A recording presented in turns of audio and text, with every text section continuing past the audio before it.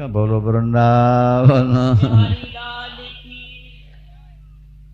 और धर्म कर लें, यहां जो वस्तु दान दे जाओगे वो अगले जन्म के लिए तुम्हारी समझ लो डिपॉजिट हो गई। राजा लोग अपनी पत्नी क्यों दान करते थे? क्योंकि शास्त्र कहता है कुरुक्षेत्र में जो वस्तु दान की जाएगी वो अगले जन्म में अवश्य मिले। क्या सत्यभामा ने भगवान कृष्ण का दान किया प्रभाषक क्षेत्र में? ये कुरुक्षेत्र है, वो प्रभाषक क्षेत्र है, द्वारिका। तो कुरुक्षेत्र में दान का, स्नान का, भजन का, जप तप का बहुत ज्यादा, इसलिए तो भगवान ने यहीं लड़वाया कौरवों पांडवों। इसलिए यहां लेके आए थे कि धर्म क्षेत्र में पहुंचते शायद इनकी बुद्धि में कुछ धर्म आ जाए और ये अपने विचार बदलने, लड़ाई ना हो। और उसके बाद भी अगर लड़ेंगे, धर्म भूमि में मरेंगे तो कम से कम मुक्त तो हो जाएंगे। धर्म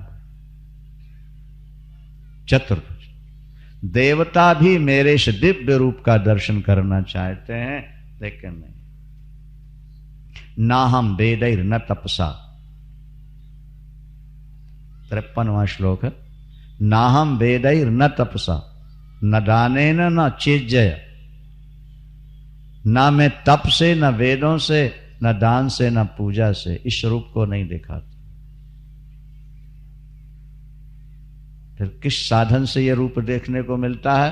बोले भक्त्या त्वनन्या शक्यो, भक्त्या त्वनन्या, अनन्य भक्ति से जो मेरा भजन करते हैं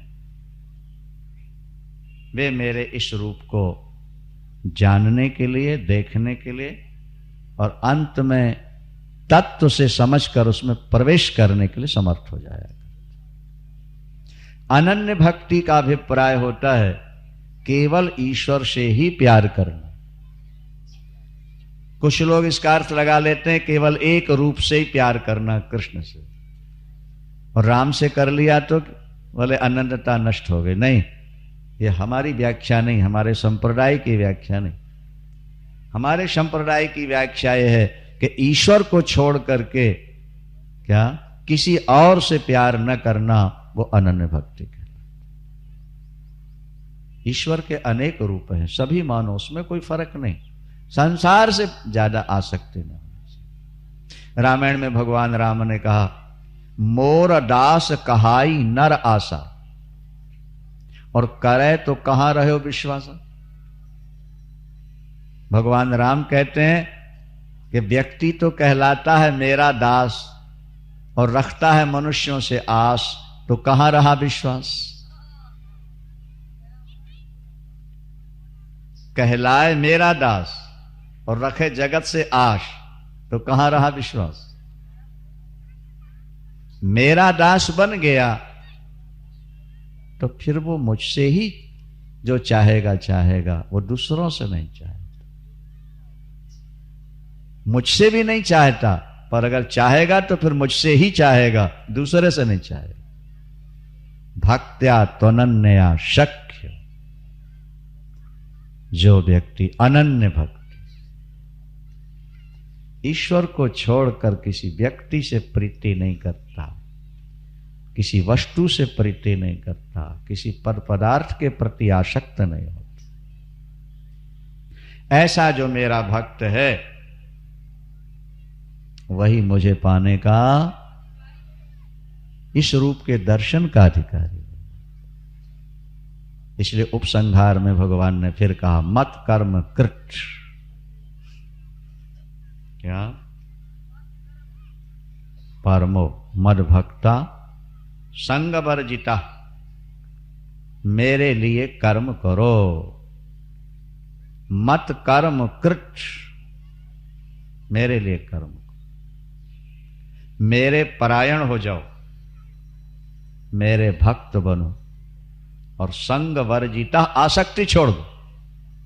आसक्ति ही बंधन का हेतु नहीं, आसक्ति ही हरिद्वार में आश्रम का निर्माण प्रारंभ हो गया। रिटायर्ड लोगों से कहते हैं भैया महीने 2-2 महीने का टाइम दे दिया करो, वहां तो बन जाए। कहते हैं अभी टाइम नहीं, अभी ये घर नहीं छोड़ेंगे। और हमने कहा जब रूमाल में बांध के बेटे वहां छोड़ के आएंगे तो फिर लौट के आओगे इस कोठरी में? तो फिर टाइम मिलेगा कि नहीं वहीं परमानेंट? आज तुम्हारे पास टाइम नहीं है वहां देने का, लेकिन वो दिन दूर नहीं है जब वहां रूमाल में बांध के ले जाए जाओगे। अब फिर घर का काम चलेगा नहीं चलेगा? संग वर्जिता। लोग कह देते हैं परिवार से हमारा प्यार नहीं है, लेकिन परिवार को छोड़ के रह भी नहीं सकते। हम कहते हैं ऐसा कहने से काम नहीं चलेगा कि हमारा परिवार से प्यार नहीं है। पहले हमको 6 महीने परिवार से अलग रह के दिखाओ, उसके बाद हम मान सकते हैं कि हाँ तुम्हारा परिवार से प्यार नहीं है। केवल जवानी जमा खर्च से कुछ काम चलने वाला नहीं होता बाबा। संग वर्जिता, आसक्ति का त्याग करो। हम किसी के बिना नहीं रह सकते, इसका मतलब उसके प्रति हमारी आसक्ति है, उससे हमारा अटैचमेंट है।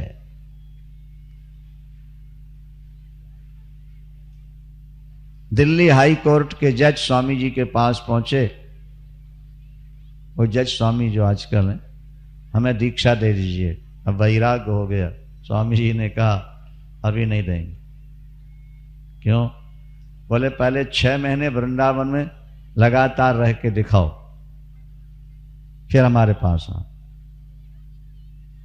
6 महीने वृंदावन रहे, आए, क्या हाल है भाई? बोले महाराज बिल्कुल ठीक है। मन घर की ओर तो नहीं भागा? बोले बिल्कुल नहीं। किसी की याद ज्यादा तो नहीं आई घर की? बोले नहीं आई। ठीक कह रहे हो? बिल्कुल ठीक कह रहा हूं। लो अब दीक्षा ले लो।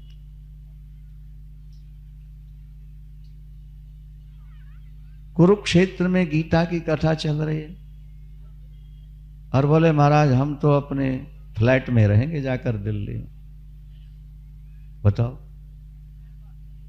अरे ऐसा घर से तुम चिपट चुके हो कि बिना घर के रह ही नहीं रह सकते, और जबकि घर छोड़ने का समय आ गया है। जब अपनी स्टेशन आने वाली हो तो बोरिया बिस्तर पहले से बांधना होता है कि और फैलाना होता है? और ये लोग और फैला रहे हैं।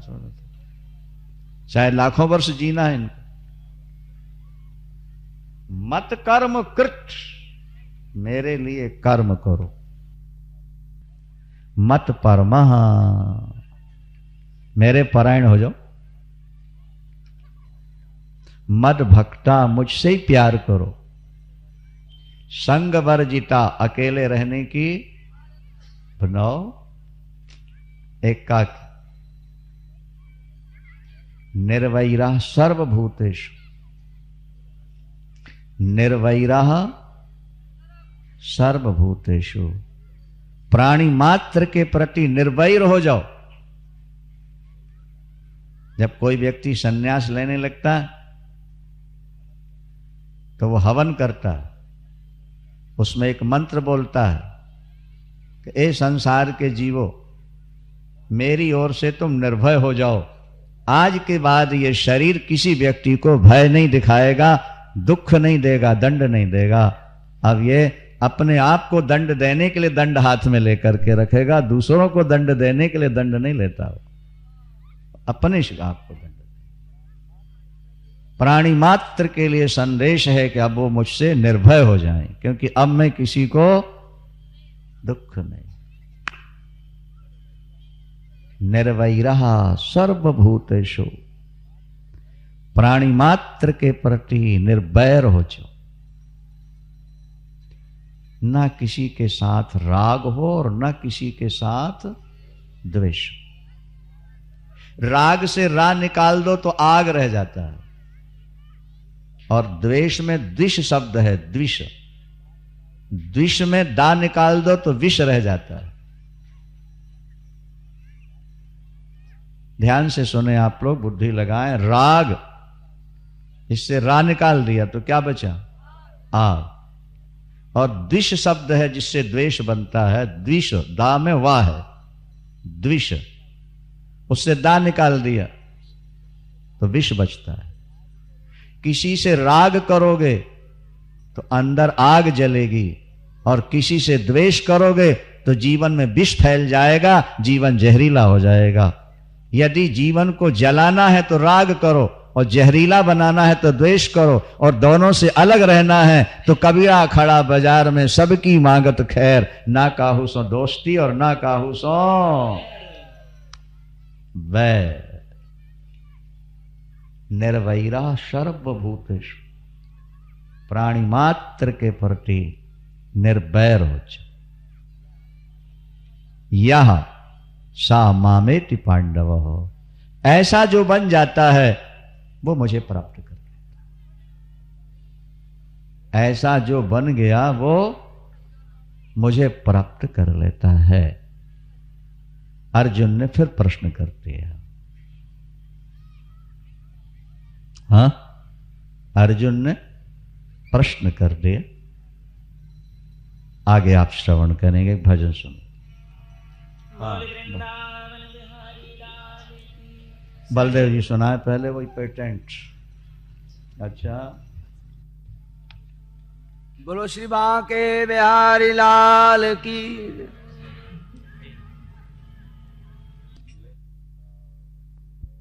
वृंदावन बिहारी लाल। एक बार देवर्षि नारद ने भगवान नारायण से पूछा, आपका स्थायी पता क्या है?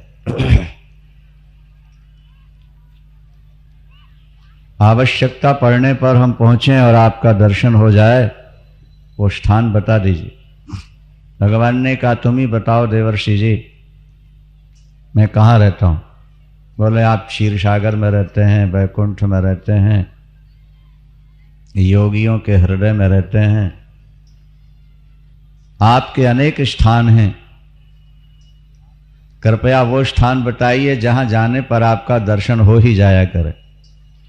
भगवान ने कहा, नाहम बसामी वैकुंठ है, मैं वैकुंठ में नहीं रहता, क्षीर सागर में भी नहीं रहता, योगी नाम हृदय नच, योगियों के हृदय में भी मैं नहीं रहता।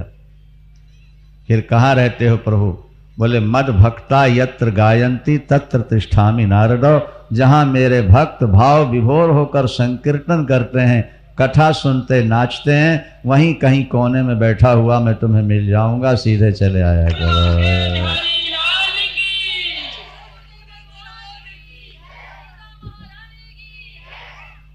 मद भक्ता यत्र गायंती तत्र तिष्ठामि नारद। भक्त कहते हैं कबीर जी को लेने के लिए भगवान ने विमान भेजा, चलो बैकुंठ। भजन बहुत किया आपने, कबीर रो पड़े। लोगों ने कहा, आप जैसा ज्ञानी भी शरीर छोड़ने के लिए रो रहा है? ज्ञानी को तो शोक मोह होता नहीं, उसको तो शरीर बदल देना कपड़ा बदलने के समान होता है। और आप तो बार बार कहते हो सुरतिया चल प्रीतम के देश, तो फिर आज अश्रु कैसे? कबीर ने कहा, जाने के लिए नहीं रो रहा, परिवार बिछोड़ रहा इसलिए नहीं रो रहा, फिर किस लिए रो रहे हो? राम संदेशा भेजिया दिया कबीरा रोए। बोले, जो सुख है सत्संग में सो बैकुंठ न हो। जो आनंद सत्संग में मिलता है वो तो बैकुंठ में भी नहीं मिलता। भागवत में भी लिखा है, स्वर्गे सत्यच कैलासे बैकुंठे नास्त्ययम रसहा। ये रस तो स्वर्ग में नहीं, बैकुंठ में नहीं, ब्रह्मलोक में नहीं, जो सत्संग से प्राप्त हुआ करता है। बड़भागी हैं वे जन जो सत्संग में अपना समय व्यतीत किया करते हैं, कष्ट सहन करके भी। 12वें स्कंद के प्रारंभ में भगवान कृष्ण से अर्जुन ने प्रश्न किया, ये भक्ति योग है, 12वां अध्याय भक्ति योग। विश्वरूप दर्शन योग पूर्ण हुआ, अब भक्ति योग प्रारंभ हुआ। अर्जुन ने भगवान से प्रश्न किया, एवं सतत युक्ताये भक्तास्त्वाम पर्युपासते ये चाप्यक्षरमव्यक्तम तेषाम के योग वित्तमाः। ध्यान से सुनिएगा। एवं सतत युक्ताये, प्रभु आपके दो रूप हैं, साकार और निराकार, सगुण और निर्गुण। कुछ लोग आपके सगुण साकार रूप से ज्यादा प्यार करते हैं। आप इतने सुंदर हो कि पशु पक्षी भी देखकर आपको पागल हो जाते हैं, आकर्षित होते हैं। आपका दिव्य सौंदर्य, माधुर्य, सौरस्य, सौगंध, जिसका वर्णन करना वाणी का विषय नहीं ठाकुर। एक तो आपका ये सांवला सलोना सुंदर स्वरूप है, और दूसरा आपका निर्गुण निराकार निर्विकार स्वरूप है। निर्विकार जो सारे संसार के कण कण में, करोड़ों ब्रह्मांड में समाया हुआ है। ये आपके दो रूप हैं। हाँ, इन दोनों में श्रेष्ठ कौन है?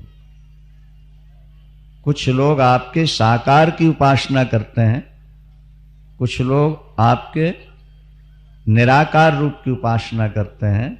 इन दोनों में श्रेष्ठ योगी कौन हो? पहला श्लोक, एवं सतत युक्ताये भक्तास्त्वाम पर्युपासते ये चाप्यक्षरम अव्यक्तम। अक्षर माने निराकार, अव्यक्त जो दिखाई न दे। हाँ, तेषाम के योग वित्तमाः, उन दोनों में श्रेष्ठ योग वित्तम कौन है? सबसे बड़ा योगी कौन है? भगवान कृष्ण उत्तर देते हैं, पार्थ मय्यावेश्य मनोये माम, मय्यावेश्य मनोये माम नित्ययुक्ता उपासते श्रद्धया पर्योपेता स्ते में युक्त तमा मताः। जो मेरे इस सगुण साकार रूप का स्मरण करते हैं, चिंतन बंदन पूजन भजन करते हैं, श्रद्धा के साथ मेरी उपासना करते हैं, वे संसार के सबसे बड़े योग वित्तम हैं, वे सबसे बड़े योगी हैं। उनके लिए मैं सरलता से प्राप्त हो जाता हूं। मय्यावेश्य मनोये माम, ये माने जो प्राणी, माम माने मुझको, भजते हैं। कैसे भजते हैं? मय्यावेश्य मनो, मुझ में अपने मन को लगाकर जो मेरा भजन करते हैं। क्या? उपासते, मेरी पूजा करते हैं, मेरी वंदना करते हैं, मेरा चिंतन करते हैं, मेरी कथा सुनते हैं। लेकिन जो करते हैं श्रद्धया पर्योपेता, भाव लेकर करते हैं।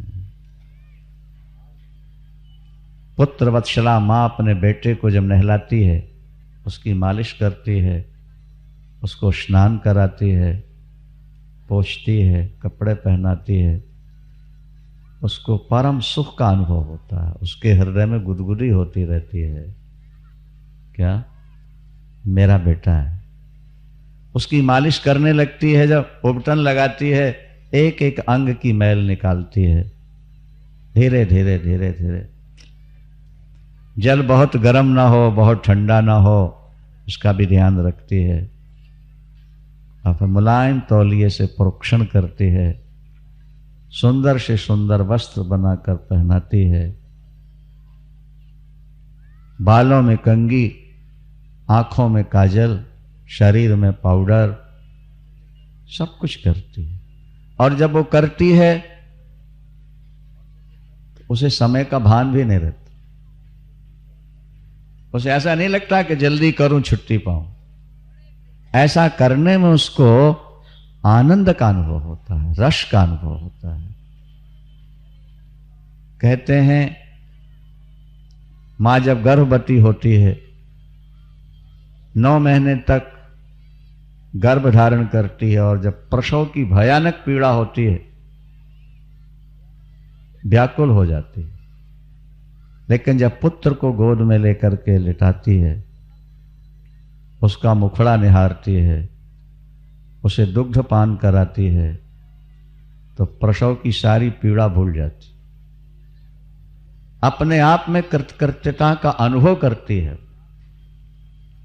जैसे पुत्र वत्सला माँ अपने बच्चे को बड़े प्यार से नहलाती है, बड़े प्यार से थपकियां देती है, मक्खी मच्छरों से बचाती है, सर्दी गर्मी से बचाती है, कुछ भी खाने से पहले सोचती है इससे मेरे बेटे को नुकसान तो नहीं हो जाएगा, क्योंकि माँ जो खाएगी वही तो बच्चे के पेट में जाएगा, रस दुग्ध बनकर। जैसे पुत्र वत्सला माँ अपने पुत्र की सेवा प्यार से करती है, इसी तरह जो भक्त मेरी पूजा प्यार से किया करते हैं वे सबसे बड़े योगी हैं, योग वित्तम हैं, और मैं उन पर शीघ्र प्रसन्न हो जाया करता हूं।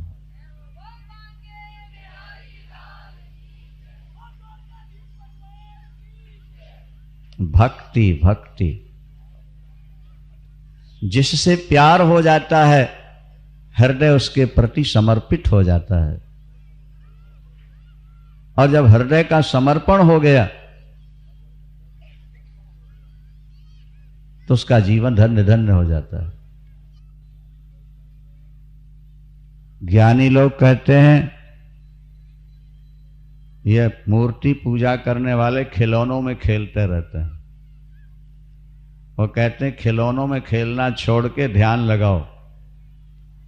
हमारे गुरुजी ऐसी जोत जला देंगे, बस डूब जाओगे उस। जब जवानी जमा खर्च है, इन बातों में जल्दी आना नहीं चाहिए। निराकार की उपासना करने वाले भी मुझको ही प्राप्त होते हैं, ये भगवान कृष्ण घोषणा पूर्वक है। साकार के उपासक भी मुझे पाते हैं और निराकार की उपासना करने वाले भी मुझे प्राप्त करते हैं। तीसरा चौथा श्लोक देखिए आप। ये त्वक्षर मनिर्देश्यो मव्यक्तम पर्युपासते सर्वत्र गम चिंतम च कूटस्थमचलम ध्रुवम संनियमेन्द्रिय ग्रामम सर्वत्र समबुद्धया ते प्राप्नुवन्ति मामेव सर्वभूत हिते रता। ये तु अक्षरम अनिर्देश्यम, जो निराकार, जिसका संकेत भी नहीं हो सकता, जो सर्वत्र व्यापक है, अचिंत्य है, ऐसे कूटस्थ निर्विकार निराकार परमात्मा का जो चिंतन करते हैं, लेकिन निराकार चिंतन के लिए शर्त है संनियमेन्द्रिय ग्रामम। पहले तो इंद्रियों को विषयों से हटाना पड़ेगा। निराकार का भजन तभी हो सकता है जब इंद्रियां विषयों से सर्वथा हट चुकती।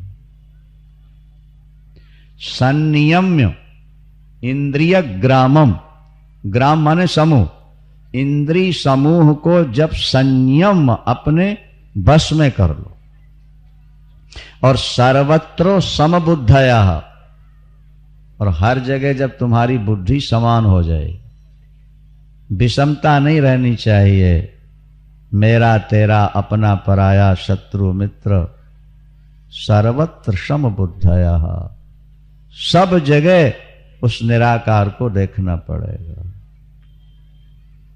ते प्राप्नुवन्ति मामेव, वे भी मुझको ही प्राप्त करते हैं। एक और शर्त है, जो मुझे व्यापक मान लेता है निराकार, उसे सर्वभूत हिते रता, इसका ध्यान रखना चाहिए। उसके द्वारा किसी प्राणी का अपकार न होने पाए, उसके द्वारा समस्त प्राणियों का हित चिंतन करना, इससे बड़ी और कोई साधना नहीं है।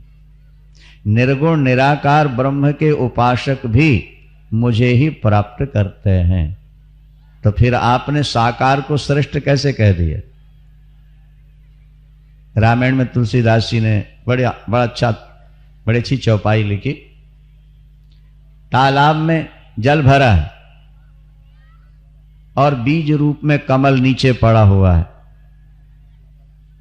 कमल की, तालाब की सामान्य शोभा है, लेकिन जब वो कमल के बीज अंकुरित होकर के ऊपर आकर पुष्प बन के जब तालाब में खिल जाते हैं तो तालाब की विशेष शोभा होती है।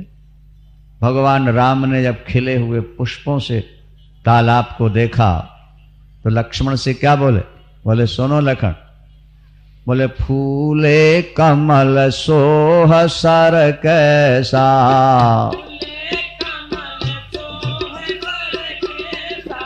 फूले कमल सोह सर कैसा, फूले निर्गुण ब्रह्म सगुण भय जैसा, निर्गुण ब्रह्म।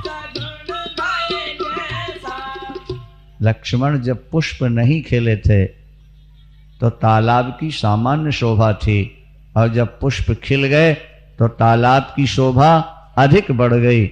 इसी तरह निराकार ब्रह्म से सामान्य शोभा थी, पर जब वो निराकार साकार राम और कृष्ण के रूप में प्रकट हुआ तो संसार की शोभा बढ़ गई, परमात्मा के प्रति आकर्षण बढ़ गई। हमारे पूज्य गुरुदेव श्री कृपात्री जी महाराज कहा करते थे, चंदन की शाखा में, डाली में इतनी सुगंधी है, अगर कहीं चंदन में पुष्प लग जाता तो कितना सुगंधित ना होता। क्या? जिसकी डाली में इतनी सुगंधी है उसमें पुष्प लगता बढ़िया तो वो कितना सुगंधित होता, कल्पना करो। वो कहते थे गन्ने के डंठल में, झाड़ में इतनी मिठास है, और गन्ने में कहीं फल लग जाता तो कितना मीठा ना होता। तो गन्ने की मिठास, चंदन के पेड़ की सुगंधी माने निराकार ब्रह्म, और उसमें लगने वाला पुष्प और फल माने राम और कृष्ण के रूप में प्रकट हो जाने वाला ब्रह्म है। वो कितना सुंदर नहीं होगा, कितना आकर्षक नहीं होगा। फूले कमल सोह सर कैसा, निर्गुण ब्रह्म सगुण भय जैसा। तो निर्गुण निराकार ब्रह्म की उपासना में समस्या क्या है? भगवान कृष्ण कहते हैं क्लेश है। जरा समझने का प्रयास करो। हमें लोगों की बातों में नहीं आना, भगवान जो कह रहे हैं उन बात पर ध्यान देना। गीता भगवान कृष्ण के मुख से निकली हुई है, और भगवान किसी को धोखा नहीं देगा, भगवान मिथ्या भाषण नहीं करेगा। और ये तो कुरुक्षेत्र का मैदान है ना, धर्म क्षेत्र, तो धर्म भूमि में खड़े होकर भगवान मिथ्या भाषण क्यों करेंगे? निराकार की उपासना भी वही है जो साकार की है, साकार की उपासना भी वही है जो निराकार की। अंतर क्या है? बोले निराकार की उपासना में थोड़ा कष्ट है। जब तक तुम्हारा मन, तुम्हारी इंद्रियां पूर्णतया संसार से हट नहीं गई, तब तक तुम्हारा मन परमात्मा में, निराकार से जुड़ ही नहीं सकता। और सगुण साकार में, अरे महाराज सगुण साकार की लीला सुन रहे हो, 2.5 घंटा हो गया, पता नहीं लग रहा कहां निकल गए सब। क्या? सगुण साकार के स्वरूप का चिंतन करने लगो, उनके एक एक अंग प्रत्यंग का चिंतन करो, उनकी मधुर मुस्कान का चिंतन करो, उनकी दिव्य बांसुरी का चिंतन करो। जब भगवान कृष्ण गाय चराने के लिए निकलते हैं गोकुल वृंदावन से, तो गोपियां अपने अपने दरवाजों पर खड़ी हो जाती हैं प्राण प्यारे श्याम सुंदर का दर्शन करने के लिए। और जब वो वन में पहुंचते हैं तो गोपियां आपस में चर्चा करती हैं, अरे सखी, नेत्र वालों के नेत्रों की यही सार्थकता है, सफलता है कि वो एक बार अपने नेत्रों से हमारे राम और श्याम का दर्शन कर लें। इनके स्वरूप में कितना आनंद है, कैसा रस भरा हुआ है। अगर नेत्र पाकर प्राण प्यारे श्याम सुंदर का दर्शन नहीं किया तो बोले वो नेत्र व्यर्थ हो गए, उन नेत्रों की कोई सार्थकता नहीं रही। अक्षणवताम फलमिदम न परम विदामः, भागवतकार लिखते हैं, नेत्र वालों के नेत्रों की का इससे और कोई बड़ा फल हो ही नहीं सकता कि एक बार वो श्याम सुंदर का दर्शन कर। कपिल भगवान कहते हैं परमात्मा की मुस्कुराहट का, परमात्मा के उदार हास का जो चिंतन कर लेते हैं उनके शोक का समुद्र सदा के लिए सूख जाता है। कोई व्यक्ति चिंता शोक के समुद्र में डूब रहा हो और ठाकुर की मधुर हास, उनका अट्टहास, उनकी मुस्कुराहट अगर मन में आ जाए तो शोक समुद्र सूख जाता है, उसके जीवन का शोक सदा के लिए समाप्त हो। लेकिन निराकार तो दिखाई देता नहीं, मन में भी नहीं आता, और वृत्ति कैसे टिकाओगे? क्लेशोधिक तरस्तेषा, ये देख भगवान कहते हैं क्लेशोधिक तरस्तेषा, 5वां श्लोक है, अव्यक्तासक्त चेतसा, जिनका मन संसार में आसक्त है, ऐसे व्यक्तियों के द्वारा निराकार का चिंतन अधिकतर क्लेश देने वाला। वृत्ति वहां टिकती नहीं आई बात सुनो, वृत्ति तो वहां टिकती नहीं, वो संसार, मन संसार में फंसा हुआ है, चिंतन कैसे हो?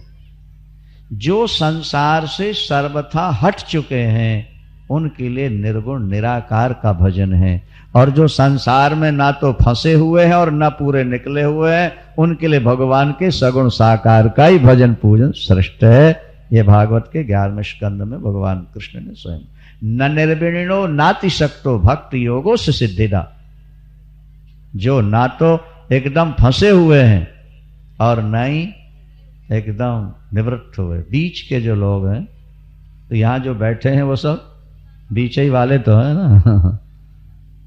घर छूटा नहीं अभी तक, और घर में मन लगता नहीं। बोलो वृंदावन। घर में पूरा मन लगता नहीं और घर छोड़ने का साहस नहीं, बीच में है, ऐसे लोगों के लिए भक्ति योगो से सिद्धिदाहा, उनके लिए भक्ति योग ही सिद्धि देने वाला है। न निर्विणो नाति शक्तो, और जो निर्विण्ण हो चुके, जो संसार से एकदम हट चुके, उनके लिए निराकार का विचार। भगवान कृष्ण वचन देते हैं, भाई ध्यान से सुन लो,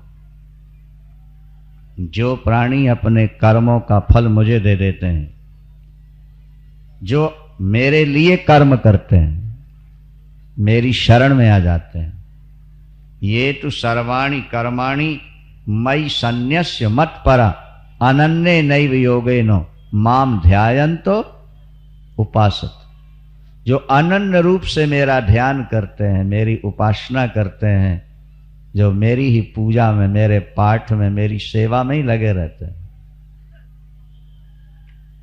उनको आप क्या देते हो? जो आपकी ही पूजा में, पाठ में लगे रहते हैं, आपका ही ध्यान करते हैं, आपसे बहुत प्यार करते हैं, ठाकुर उन्हें आप क्या देते हो? बोले जब उनका शरीर छूटने लगता है तो मैं सामने आके खड़ा हो जाया करता हूं, ये दे दे। तेषा महम समुद्धर्ता मृत्यु संसार सागरात् भवामि न चिरात् पार्थ मैया वेशित चेतसा, जिसने अपना मन मुझ में प्रविष्ट कर दिया, मैया वेशित चेतसाम, जिनका चित्त ठाकुर का ही चिंतन करता है, क्या शीघ्र ही मैं भव सागर से उनका बेड़ा पार करता हूं, मैं उनका उद्धार करता हूं, मैं स्वयं आकर उनको ले जाता हूं। तेषा महम समुद्धर्ता, मैं उनका उद्धारक हूं, भव सागर से उनका उद्धार करने वाला हूं, और स्वयं आता हूं। क्या भाई? मृत्यु संसार सागरात, ये संसार सागर है। जैसे जल में डूबने वाले को कोई नाविक आकर के हाथ पकड़ के उठा ले, इसी तरह संसार सागर में डूबने वाले भक्तों को मैं हाथ पकड़ के उठा लेता हूं, उनको भव सागर से पार करता हूं, यह मेरी ड्यूटी है। ब्रह्मा जी भागवत में कहते हैं, त्वयि अंबुजाक्षा त्वयि अम्बुजाक्षाखिल सत्वधामनि समाधिनावेशित चेतसैके त्वत्पादपोतेन महत्कृतेन कुर्वन्ति गोवत्स पदम भवाब्धिम। ब्रह्मा जी भगवान कृष्ण की स्तुति करते हुए भागवत में कहते हैं, हे प्रभु, जिन्होंने आपके चरण कमलों को नौका बना लिया, जिन्होंने आपके चरण कमलों को और अपने मन को यात्री बना के उसमें बैठा दिया। क्या? प्रभु के चरण हो गए नौका और साधक का मन हो गया यात्री, उसमें बैठ गया। इसका अभिप्राय यह है कि जिसका मन मधुप, मन क्या है? भौरा है, वो चरण कमल की पराग सुगंधी के लिए चरणों में ही मरलाता रहता है, परमात्मा के चरणों का ही निरंतर चिंतन करता रहता है।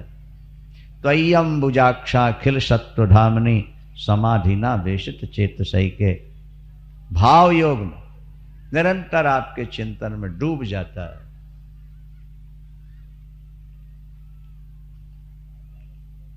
वो संसार सागर को कैसे पार करते हैं? त्वयि अम्बुजाक्षाखिल सत्वधामनि समाधिना वेशित चेतसैके त्वत्पाद पोतेन महत्कृतेन कुर्वन्ति गोवत्स पदम भवाब्जम। गाय का बछड़ा छोटा सा होता है, गीली मिट्टी में पैर रख दे गड्ढा हो जाएगा, उसमें पानी भर दो, गड्ढे में कितना होगा?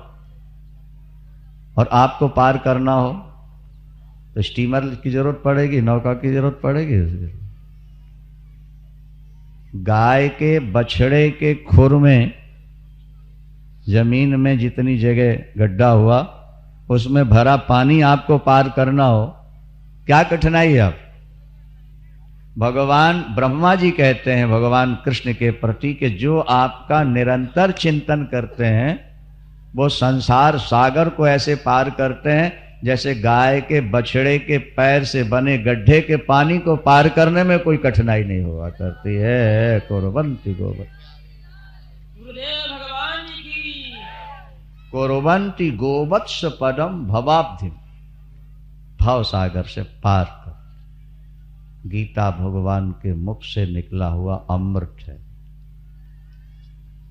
इसे पियो। गीता का एक अक्षर भी यहां वहां नहीं होना चाहिए। एक पंडित जी ने गीता का श्लोक काट दिया, भगवान के ओंठ कट गए, रक्त की धार गिर, क्योंकि गीता तो भगवान के मुख से निकली हुई है। यद्यपि आज धर्म निरपेक्ष सरकार है, फिर भी कचहरियों में मजिस्ट्रेट के सामने मेज पर गीता रखी रहती है। क्या भाई?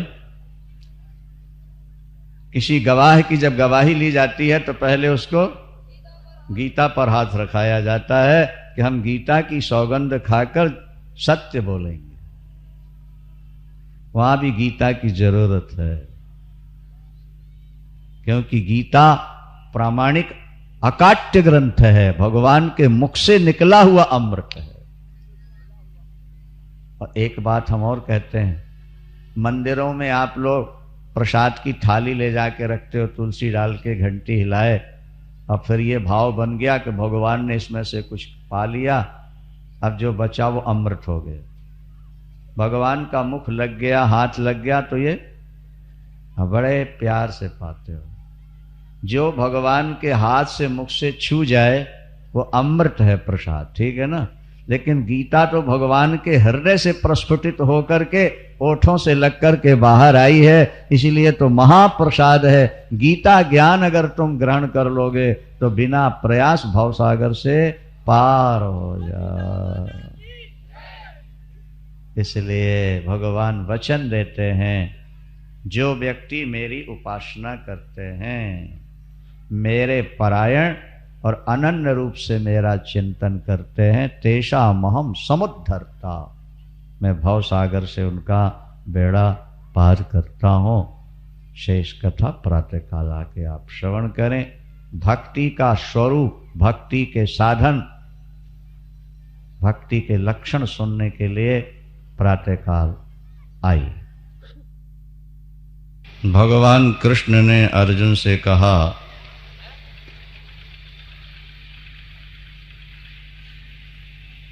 कि जो व्यक्ति अपने कर्मों को मुझ में अर्पित कर देते हैं, अनन्य रूप से मेरा भजन पूजन चिंतन किया करते हैं, ये तो सर्वाणि कर्माणि मयि सन्न्यस्य मत्परः और अनन्येनैव योगेन माम ध्यायन्त उपासते।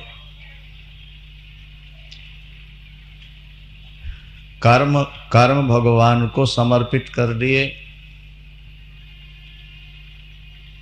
अन्याश्रयाणाम त्यागो अनन्यता।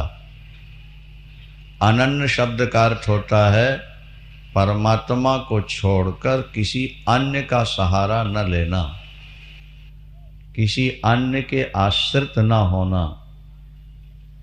ये मेरी सहायता करेगा, ये मेरा सहयोग करेगा, ये मेरी इमदाद कर सकता है, बोले फिर अनन्यता नहीं रही। आप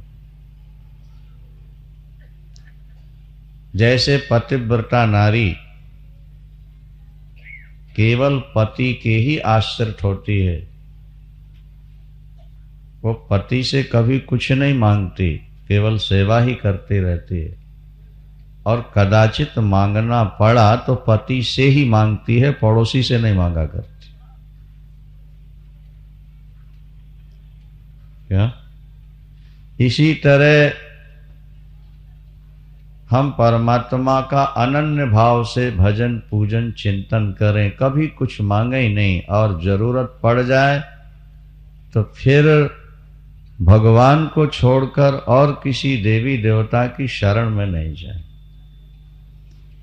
किसी मनुष्य की शरण में नहीं जाएंगे। भाई तुम हमारा सहयोग करो तो क्या? धनंजयस्यंदन भूषणम धनम। कुरुक्षेत्र के मैदान में अर्जुन के रथ के में जो अर्जुन के सामने बैठे हुए हैं नीलमणि, वही हमारे परम धन है, वही हमारी पारसमणि है, वही हमारे सहारे हैं। धनंजयस्यंदन भूषणम धनम।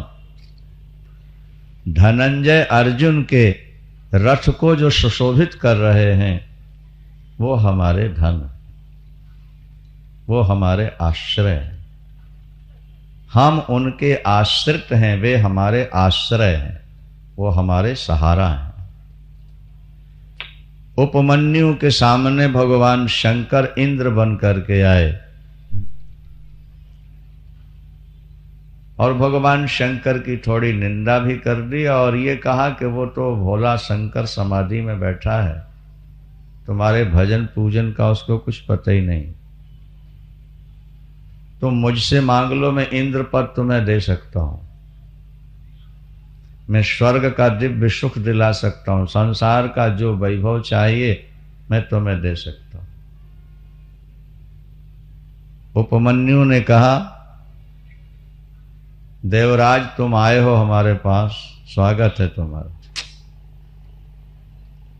लेकिन अगर तुम हमारे भोले बाबा की निंदा करके और ये चाहते हो कि उपमन्यु हमसे कुछ ले ले, तो कान खोल के सुन लो।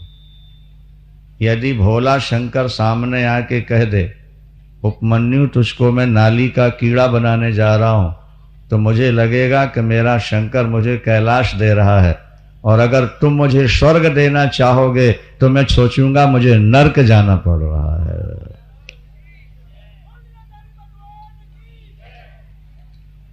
अपि कीट पतंगाद्या भवेयम शंकराज्ञया। मैं शंकर की आज्ञा से कीट पतंग बनने के लिए तैयार हूं, लेकिन तुम्हारे द्वारा दिया हुआ स्वर्ग मेरे लिए नरक के समान हो। चले जाओ तुम यहां से, मुझे लेना है तो शंकर से लेना। अनन्ये नैव योगेन,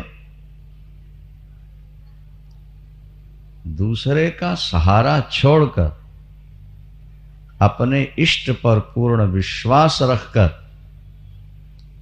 पतिव्रता नारी की तरह जो भगवान की सेवा की जाती है उसको अनन्य कहा जाता है। अनन्ये नैव योगेन माम ध्यायन्त, मेरा ध्यान करते हैं और उपासते, बड़े प्यार से मेरी पूजा भी किया करते। माम ध्यायन्त उपासते, उपासना, उपासना शब्द का अर्थ क्या है? उपासना, उप समीपे आसनम यस्य सा उपासना। उप कहते हैं समीप, परमात्मा के साथ जिसकी आसन बन जाए। जैसे शादी के बाद पति पत्नी एक साथ रहते हैं, खाते पीते सोते, दोनों का एक साथ रहता है, समीपता रहती है। इसी तरह जिस भक्त ने मुझको अपना पति जैसा मान लिया और सदा मेरे साथ ही जिसकी आसन रहती है, मेरा ही जो चिंतन करता है, वो उपासना कहलाती। उपासना, वेद में 3 कांड हैं, कर्म, उपासना और ज्ञान। पहले कर्म करो, कर्म तो हम करते ही हैं महाराज, कर्म करो कहने की क्या जरूरत? बोले अभी तुम कर्म नहीं कर रहे, अभी तो तुम कुकर्म कर रहे हो। झूठ बोलना, मिलावट करना, धोखा देना, क्या अन्याय से पैसा कमा लेना, ये कर्म नहीं है, ये कुकर्म है। भगवान कहते हैं कर्म करो, कुरु कर्मैव तस्मात् त्वम्, कर्म करो। तो जहां भगवान ने कहा कर्म करो, वहां संकेत ये है कि वेद ने तुम्हारे लिए जो कर्म बताया है वो कर्म करो और गलत कर्म छोड़ दो, सत्कर्म करो, वो कर्म कहलाएगा। जैसे तैसे कर्म को हम कर्म नहीं मानते। कर्म, अकर्म और विकर्म, गीता में तीनों की व्याख्या, कर्मा कर्म विकर्मेति, भागवत में भी है। कर्मणो ह्यपि बोधव्यम, बोधव्यम च विकर्मणा, अकर्मणश्च बोधव्यम, गहना कर्मणो गति। अभी तो पशुओं की तरह कर्म करते हो, इंसान की तरह कर्म जब करने लगोगे तब कर्म कहलाए। पशु को जब मिल जाता है खा लेता है, जहां मिलता है खा लेता है, जो मिलता है खा लेता है। उसको कभी स्नान का ध्यान नहीं, उसको कभी दातुन का ध्यान नहीं है, उसको कभी एकादशी पूर्णिमा का पता नहीं है। क्या जो हमें खिला रहा है उसकी रोटी ईमानदारी ही कि बेईमानी की, इसका पशु को कोई पता नहीं है। अब कर्म के बारे में समझने का प्रयास करो। पाशविक काम कर्म को छोड़कर शास्त्रीय विधि के अवलंबन से जो कर्म किए जाते हैं वो कर्म कहलाते हैं। आज एकादशी है तो हमें क्या करना है? पूर्णिमा है, संक्रांति है, ग्रहण लगे हैं, नवरात्रि है, शिवरात्रि है, हमें क्या करना? पशु को कुछ पता है?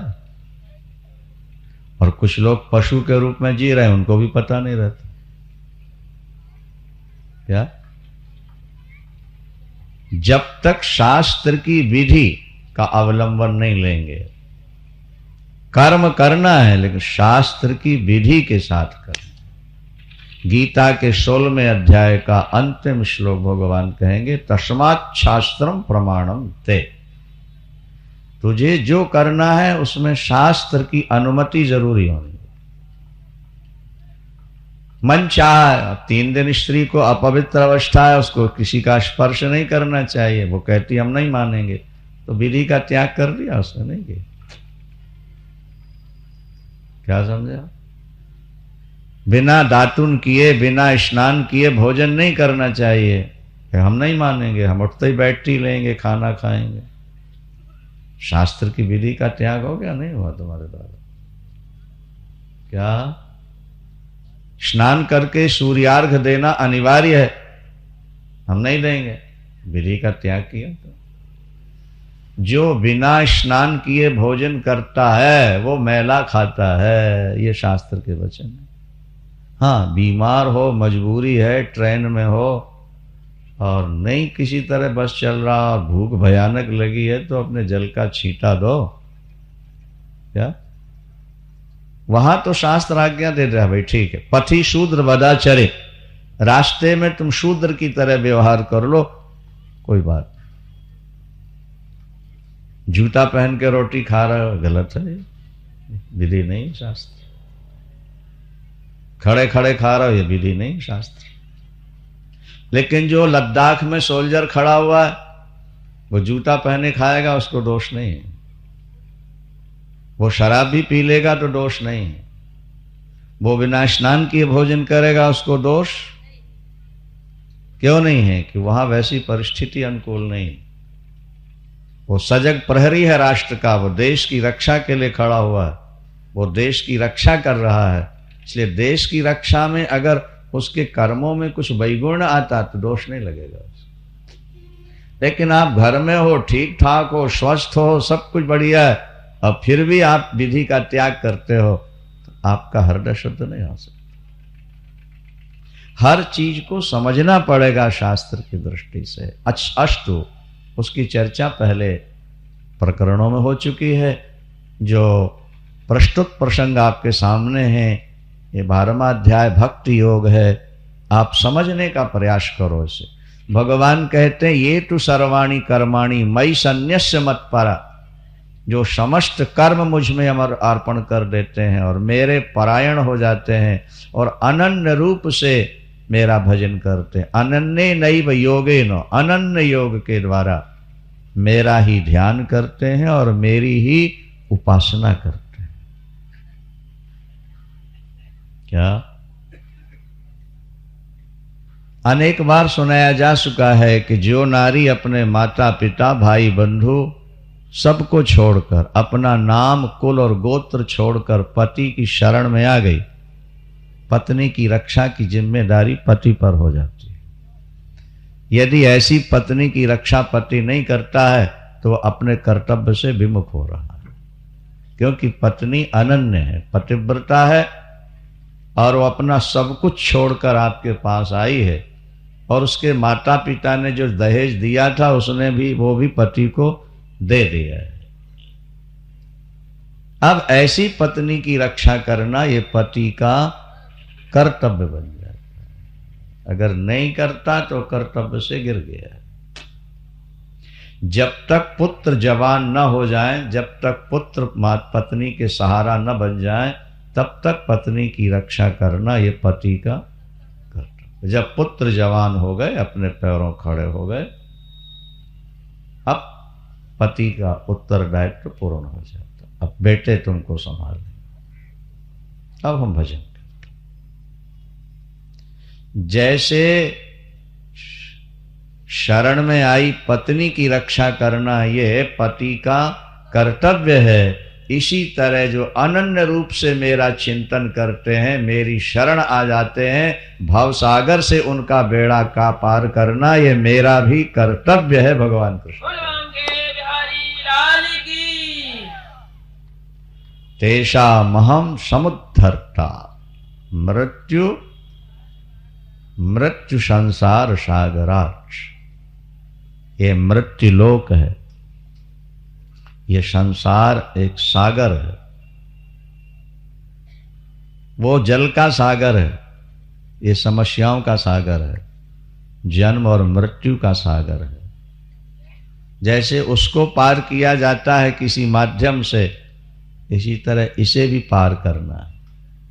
अन्यथा पुनरपि जननम पुनरपि मरणम पुनरपि जननी जठरे शयनम इह संसारे खलु दुष्टारे कृपया पारे पाहि मुरारे। भज गोविंदम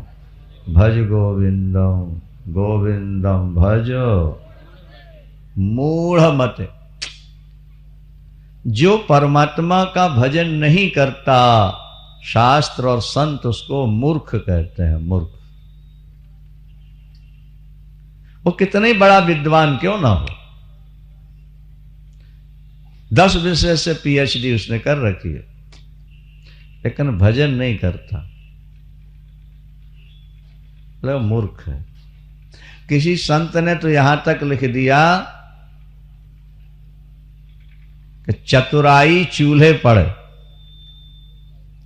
चतुराई चूल्हे पर है और धूर पर है आचार, और तुलसी रघुवर भजन बिनो चारों वर्ण चमा।